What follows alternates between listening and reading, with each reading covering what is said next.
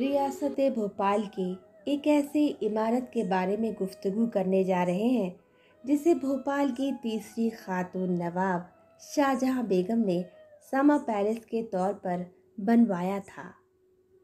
ये महल बहुत खूबसूरत था और अपनी खुसूसियात की वजह से बेमिसाल। शायद इसलिए इसका नाम रखा गया था बेनज़ीर, नवाब शाहजहां बेगम का बेनज़ीर पैलेस।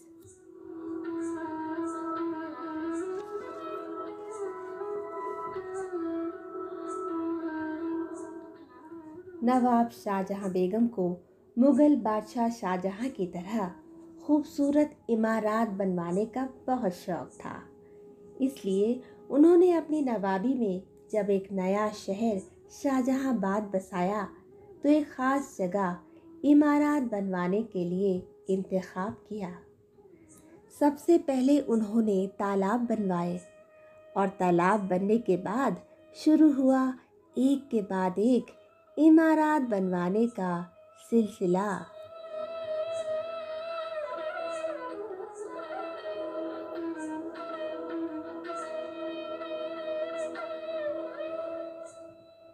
नवाब शाहजहां बेगम की बेटी नवाब सुल्तान जहां बेगम ने अपनी किताब हयात शाहजहानी में बताया कि उनकी वालदा ने इन तामीरात के लिए पैसा पानी की तरह खर्च किया और ख़ुद जाकर कंस्ट्रक्शन को इंस्पेक्ट भी किया करती थी।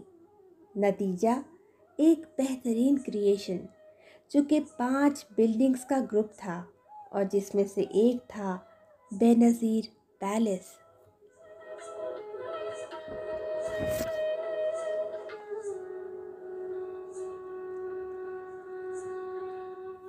मनु सोबती, जो कि एक आर्किटेक्चरल हिस्टोरियन है, उनका कहना है कि नवाब शाहजहां बेगम का दौर बिल्डिंग्स के मामले में गोल्डन पीरियड था।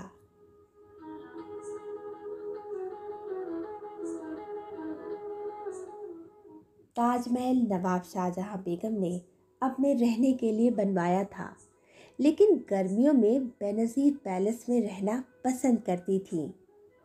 यहाँ तक कि उस दौरान उनका दरबार भी यहीं लगता था।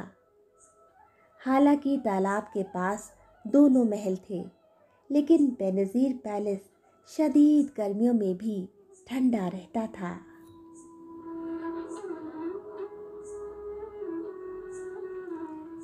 ऐसा क्या राज था कि एक ही तालाब, शाहजहानी तालाब, एक तरफ ताजमहल, एक तरफ बेनज़ीर महल, तो फिर एक ठंडा और एक गर्म क्यों?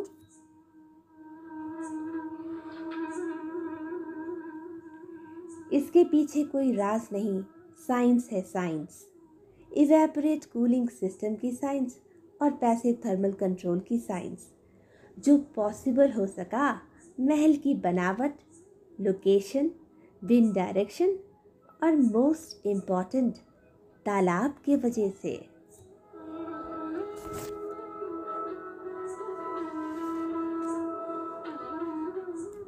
तालाब, भोपाल की पहचान, भोपाल की लाइफलाइन।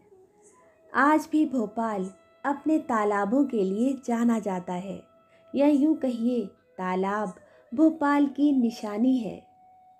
रियासत भोपाल की निशानी है 4: बटुआ, चुनेटी, बेगम और ताल।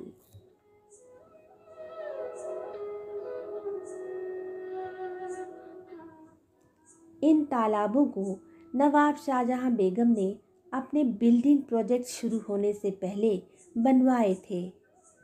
रेन वाटर कंजर्वेशन का एक बेहतरीन मिसाल थे ये तालाब।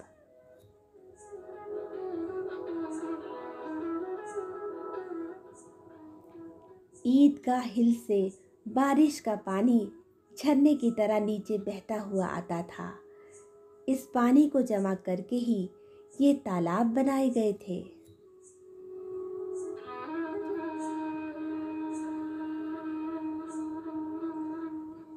ये 3 तालाब 3 लेवल्स पर बनाए गए थे।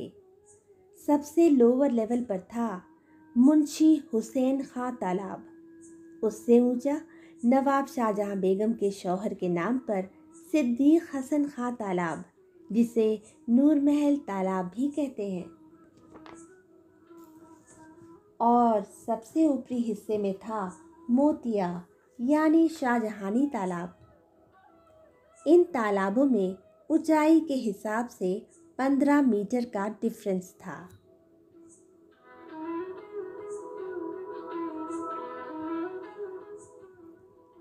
इन तालाबों से गुजरने के बाद पूर्वी हवाएं चाहे कितनी भी गर्म हो, बेनज़ीर पैलेस पहुंचते पहुंचते ठंडी हो जाती थी।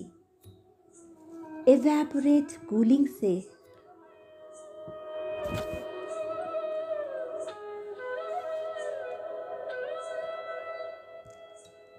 किसी भी बिल्डिंग या इमारत के अंदरूनी हिस्से के टेम्परेचर को ठंडा रखना हो तो उसके बाहर के टेम्परेचर को ठंडा रखना ज़रूरी होता है।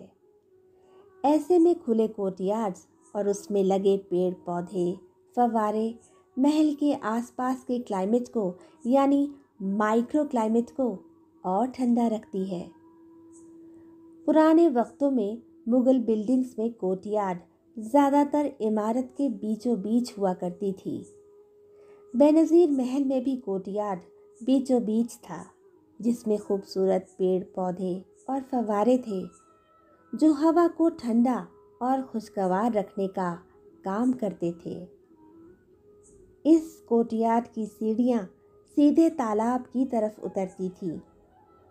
हवा तालाब से होते हुए सीधे महल के कोर्टयार्ड में आ जाती थी, जहाँ पर लगे फव्वारे और पौधे इन हवाओं को और ठंडा कर देती थी, और फिर ये हवाएं कोर्टयार्ड के दोनों तरफ लगे कमरों में और हॉल के अंदर पहुँच जाती थी।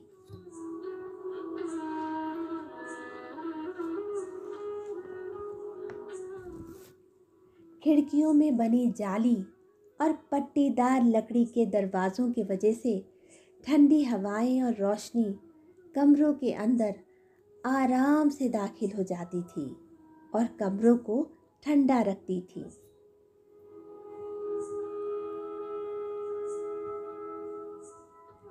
इसके अलावा मोटी दीवार, सनशेड्स यानी छज्जे भी सूरज की गर्मी, उसकी रेडिएशन को कम कर देती थी।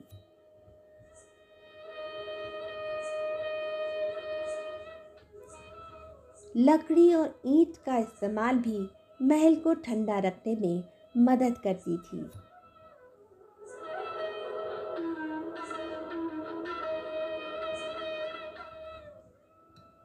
और ये सारी चीज़ें ही तो थी पैसिव थर्मल कंट्रोल की साइंस के पीछे, जिसके वजह से बेनज़ीर महल रहता था ठंडा ठंडा, कूल कूल।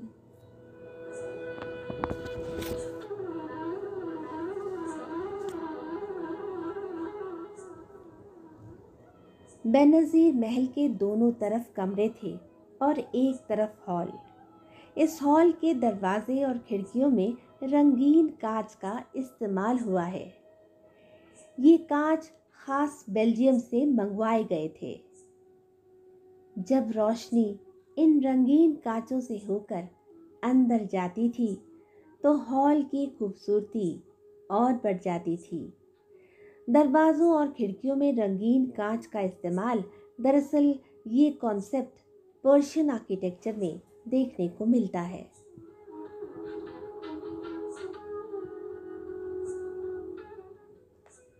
कमरों के बाहर पिलर्स थे जो कि कास्ट आयरन से बने हुए थे। ये कास्ट आयरन खास इंग्लैंड से मंगवाए गए थे।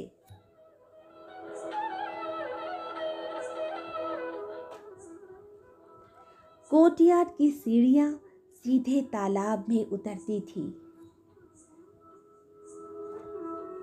बाग और फव्वारों से सजे इस कोर्टयार्ड में अक्सर नवाब शाहजहां बेगम आकर बैठा करती थी। स्टेट गेस्ट और डिग्निटरीज भी यहाँ आकर बैठा करते थे। 1909 में लॉर्ड और लेडी मिंटो जब भोपाल आए थे तो बेनज़ीर महल में ठहरे थे। लॉर्ड मिंटो उस वक्त वाइसरॉय की हैसियत से आए थे।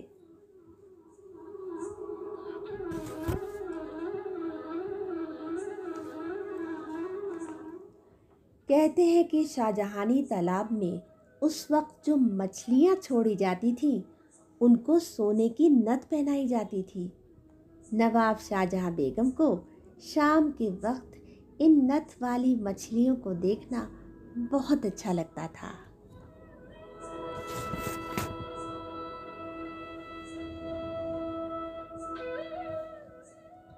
बेनज़ीर महल का एक ख़ास हिस्सा था जो कोर्ट यार्ड के बेसमेंट में था, तालाब के करीब।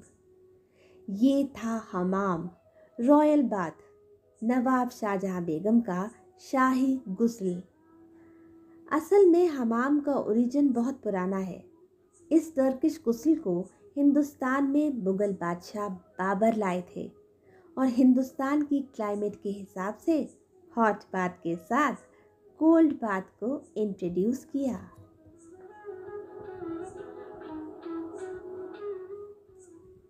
सामाजी तौर पर और बनावट के हिसाब से तो अहम था ही, तकनीकी पहलू के हिसाब से भी बहुत अहम था ये हमाम।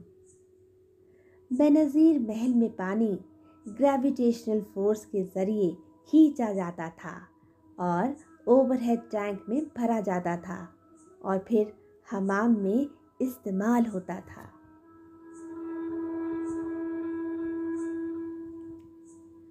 हमाम के अंदर की तरफ नीशेस हैं, यानी ताक बने हुए हैं। 162 ताक का इस्तेमाल मुख्तलिफ खुशबू यानी परफ्यूम्स रखने के काम में लिया जाता था।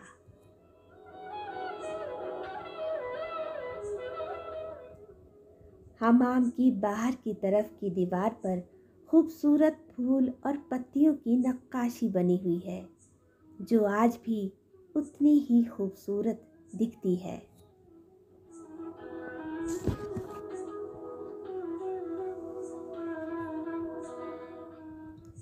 बेनज़ीर पैलेस का शेप भी ख़ास है क्योंकि ये इंग्लिश अल्फ़ाबेट एच शेप जैसा है। इस वजह से छत भी दो हैं। इन दो वर्टिकल छत के सामने है गुंबद जो राजपूताना स्टाइल में बने हैं।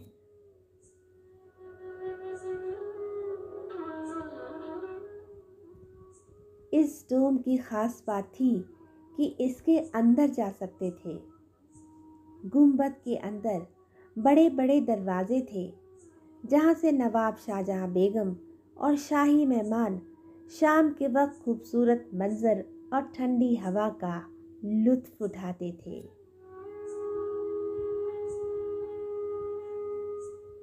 यहाँ से ताजमहल साफ दिखाई देता था। हालांकि उस वक्त ताजुल मसाजिद नहीं बनी थी, लेकिन जब बननी शुरू हुई होगी तो साफ दिखाई देती होगी।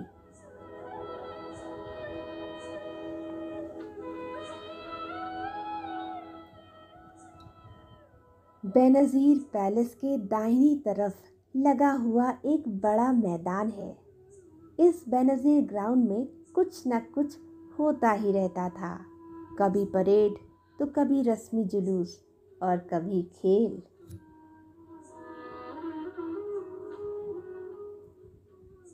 इस मैदान के दोनों तरफ बैठने के हिसाब से सीढ़ियाँ थीं जिस पर लोग आकर बैठा करते थे, ख़ास तौर पर तब जब इस मैदान में खेल होते थे या फिर मुकाबला या फिर ख़ास मौका।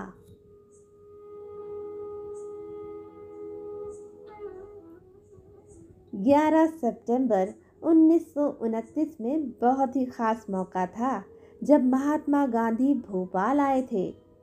इसी बेनज़ीर मैदान से उन्होंने हज़ारों की तादाद में आए लोग जो उन्हें सुनने आए थे, उन्हें फ्रीडम मूवमेंट में साथ देने के लिए कहा। इस खास मौके पर बेनज़ीर ग्राउंड और बने स्टेज को खादी से सजाया गया था। खालिद मोहम्मद खान ने अपनी किताब बीते दिन भोपाल के में बताया कि भोपाल रियासत की तरफ से 1035 रुपये की एक थैली खादी कार्यक्रम को बढ़ाने के लिए पेश की गई थी।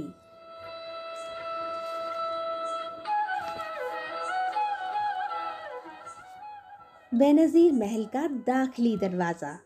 ये दरवाज़ा बेनज़ीर महल बनने के बाद में बना था। ये खूबसूरत गेट फलकनुमा गेट के नाम से जाना जाता है।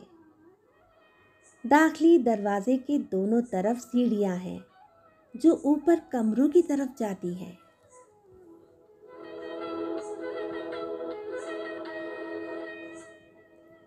कमरों के और ऊपर है छत और छत पर है राजपूताना स्टाइल में बनी छतरी जो कि मुगल आर्किटेक्चर का खास हिस्सा थी।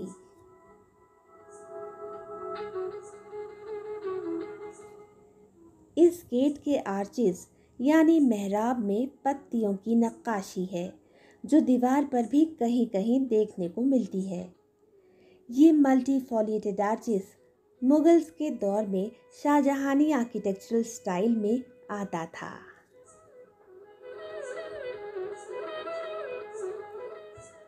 मुगल राजपूताना आर्किटेक्चरल स्टाइल के साथ यूरोपियन फ्लेवर में बना ये जबरदस्त गेट था।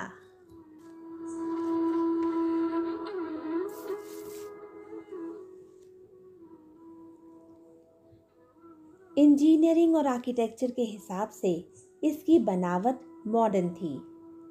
बेनज़ीर महल के आर्किटेक्चर में यूरोपियन, मुगल, राजपूताना आर्किटेक्चर का खूबसूरत मेल देखने को मिलता है।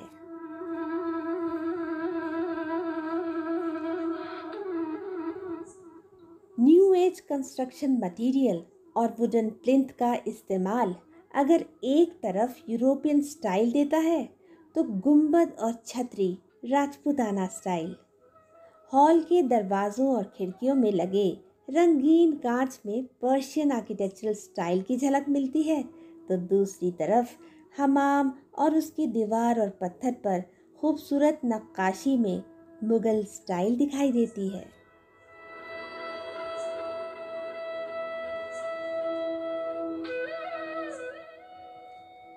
महल एच शेप था जिसके वजह से हवा आसानी से अंदर आ जाती थी और फैल जाती थी।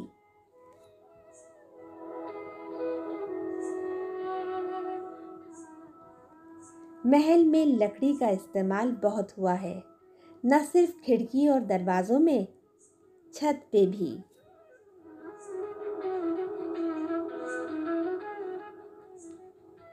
लकड़ी के साथ कांच का भी खूबसूरती के साथ इस्तेमाल हुआ था।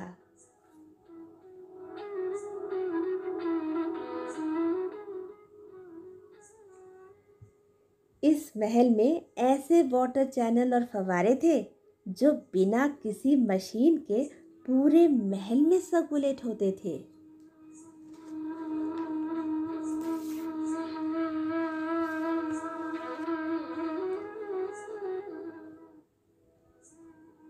जिन खुसूसियात की वजह से बेनज़ीर महल बेनज़ीर था, अब उनमें से कुछ भी बाकी नहीं रहा।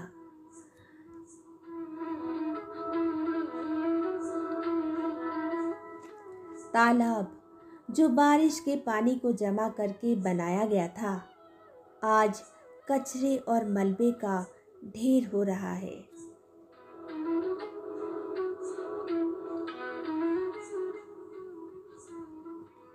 शाहजहानी तालाब तो फिर भी ठीक है, लेकिन सिद्दीक हसन खां तालाब तो अपना वजूद ही खो चुका है।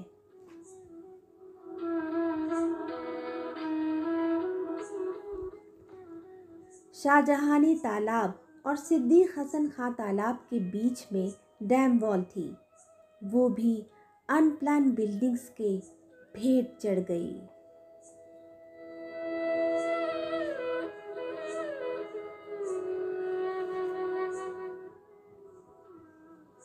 महल और तालाब के बीच उठी दीवार पर अब हवा सिर्फ दस्तक ही दे पाती है।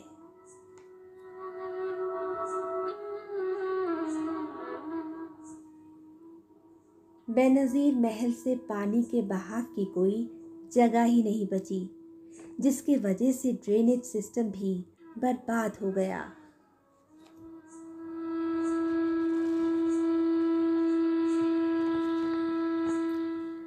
जिन गुंबद से नवाब शाहजहां बेगम और शाही मेहमान खूबसूरत नज़ारों का लुत्फ़ लिया करते थे, आज आप खुद ही देख लीजिए।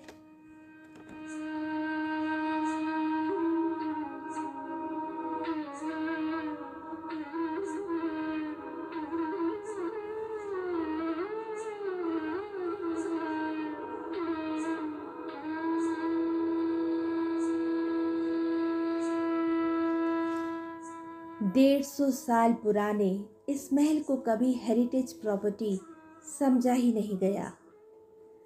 कई सालों तक बेनज़ीर महल बेनज़ीर कॉलेज रहा और उसी दौरान लेबोरेटरी में आग लगने की वजह से महल को काफ़ी नुकसान भी हुआ।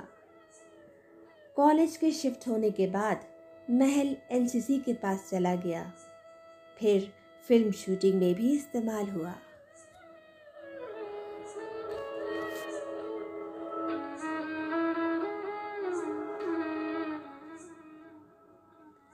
लेकिन महल की गिरती हालत गिरती रही और गिरती जा रही है।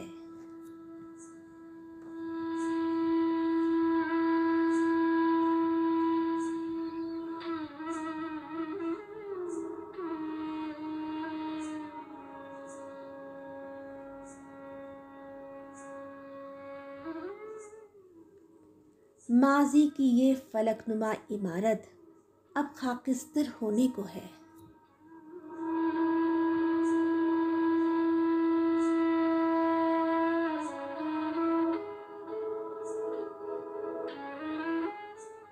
अभी जो खाक की पैबंद सी है, अभी जो खाक की पैबंद सी है, फलक पोस एक इमारत की तरह थी।